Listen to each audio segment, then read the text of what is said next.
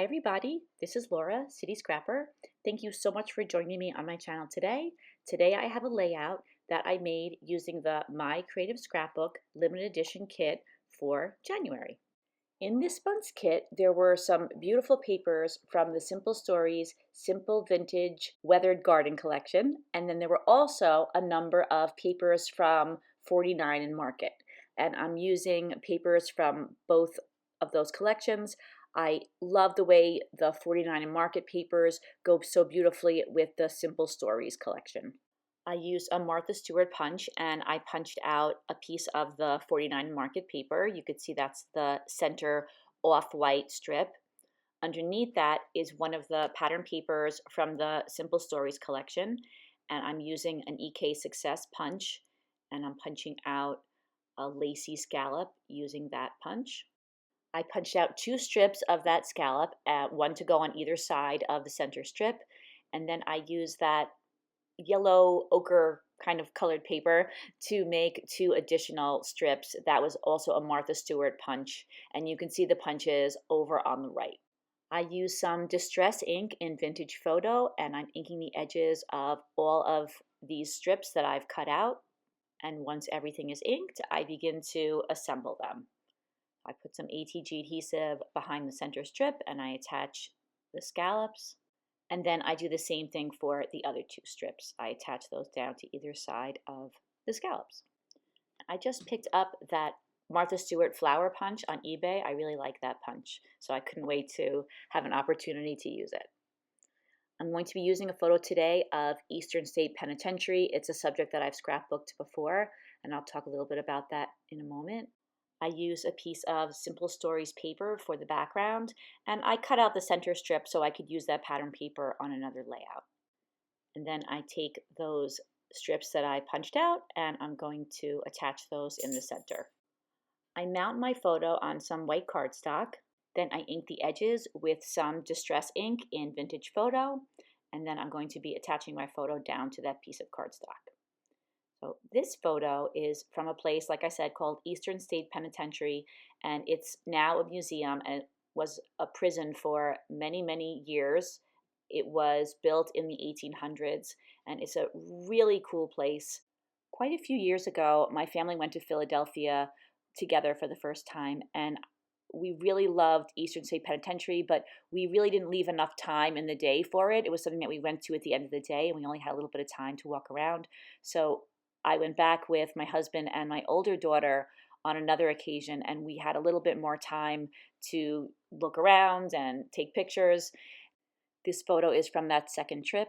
It's of a mirror that's in the center of the penitentiary, and there's a beautiful patina to this mirror, a lot of peeling paint, and I thought that between the green mirror and the walls that were off-white, I thought that this would be an excellent collection to use with this photo.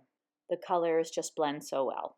I'm adding some of the 49 and Market journaling cards behind the photo. I want to have a number of layers and I'm going to distress them to go with that old look that the photo has. So I wanted to get the most out of these journaling cards, so I cut them into pieces and I use all of the pieces as layers behind the photo.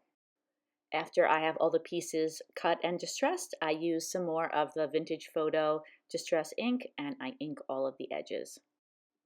Once I had all of these pieces distressed and inked, I attached them down to this card, this piece of cardstock, and I thought that it would be a lot easier to attach the pieces down to cardstock than to try to stick them behind the photo, especially this very thin piece that I'm working with right now. That piece was a little more challenging than I thought it was going to be to work with. I spent some time layering everything together, but I found that I still needed a little bit of help holding that very thin piece of paper in place, so I used a little bit of Scotch tape. I think that using Scotch tape should be fine as long as it's not in a place that's visible. I wanted to add a little piece of cardstock in the lower left-hand corner to fill that area in. So I trimmed off a little piece, and then of course I distressed the edges and I inked the edges as well. And then I do the same thing in the upper right-hand corner. And I think that those additions in the corners makes the layering look a little bit more complete.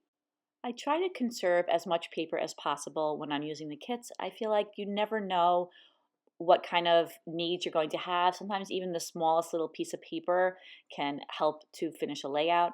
So I cut that piece of journaling card on an L and I saved just that small piece just in case I needed it. Then I used some adhesive fun foam and I backed my photo so that the photo would be popped up a little bit.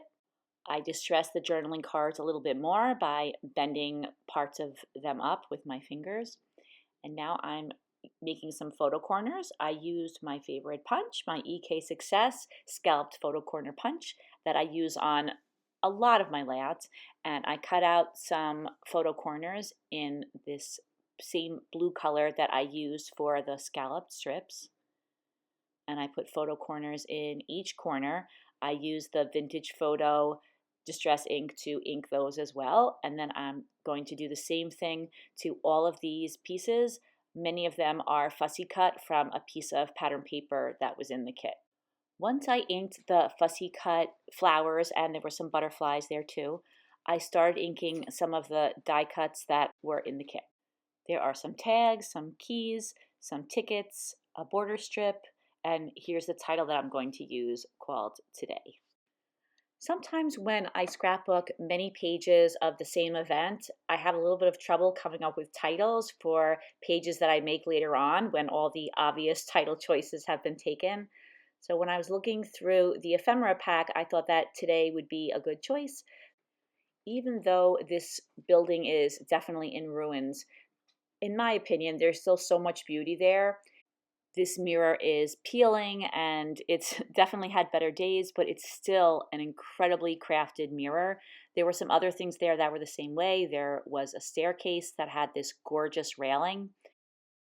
Our understanding is that at one point they were going to rip this jail down and then it was going to become a mall, but it was saved by some people who were interested in its history.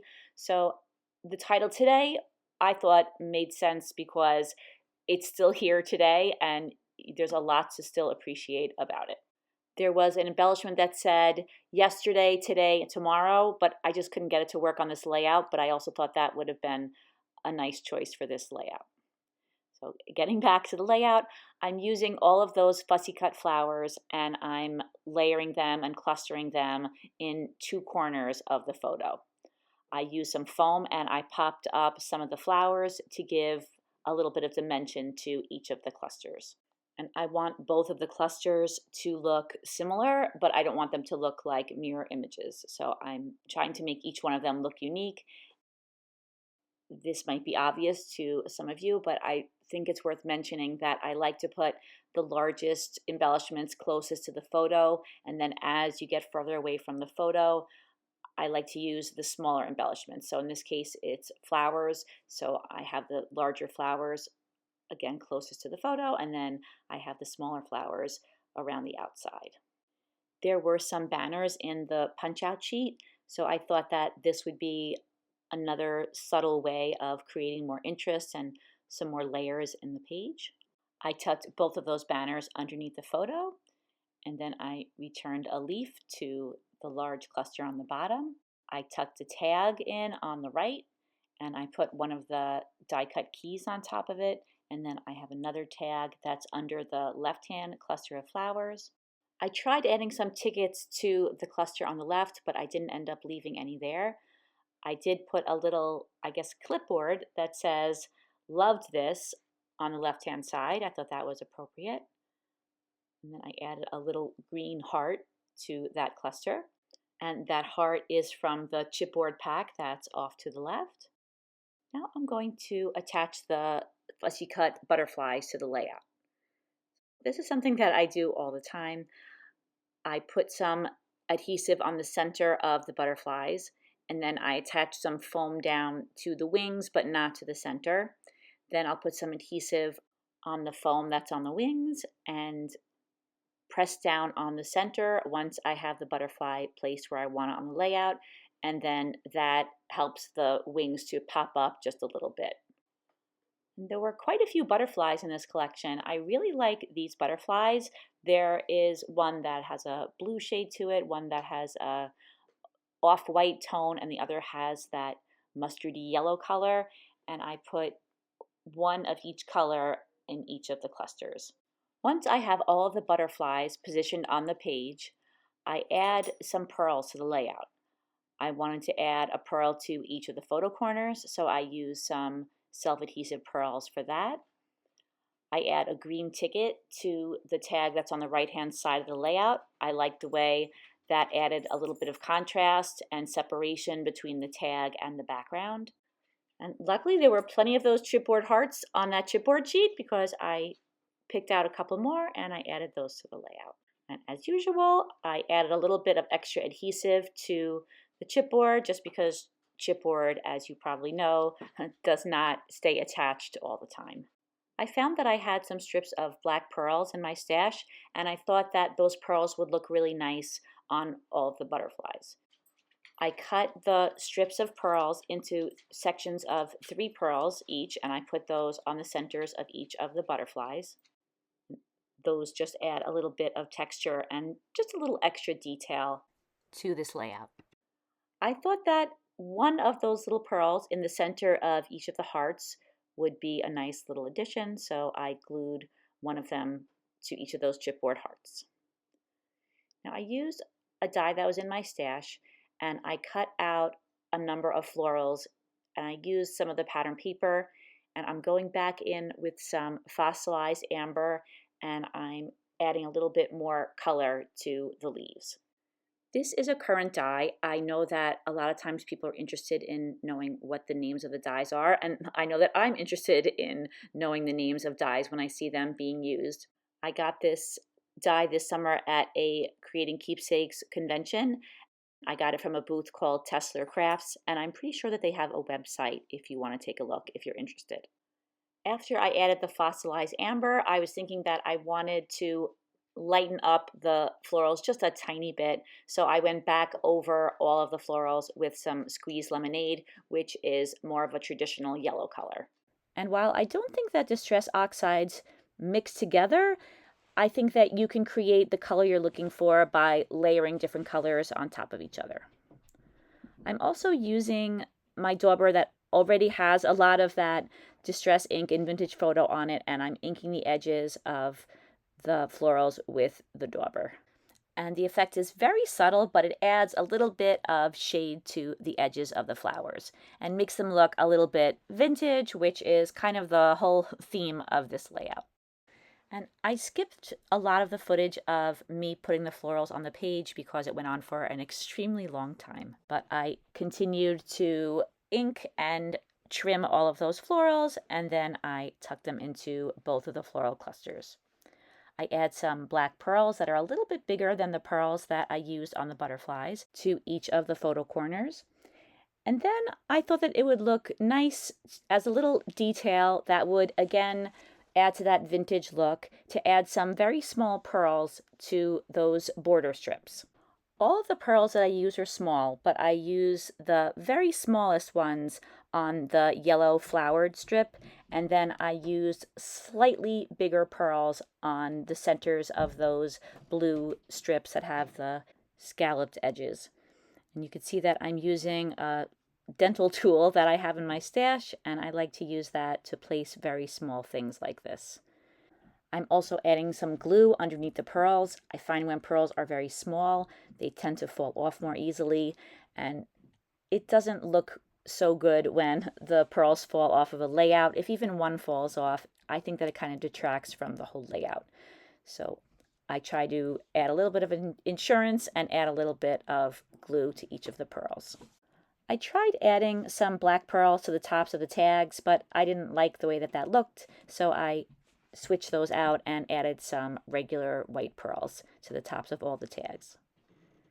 Now I am going in and I'm attaching down those florals. They were tucked in there, but they weren't attached. Then I add some glue, or maybe it's extra glue. I might have added some glue before, but I added it to each of those black pearls that are on the hearts. Now I use a piece of plastic and I cover up my photo, and I'm using some watered down white acrylic paint, and I'm adding some white splatters. I don't go crazy with the white splatters. When I'm adding them to pattern paper and embellishments, I try not to overdo it. When I add them to mixed media pages, I tend to add quite a few, but I thought that this page just needed a little bit of randomness, and I think that the white splatters really help with that.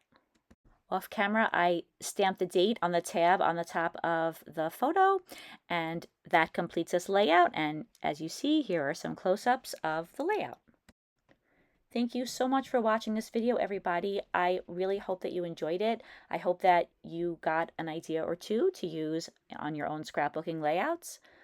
Please take a look in the description box. You'll see the link to the My Creative Scrapbook website.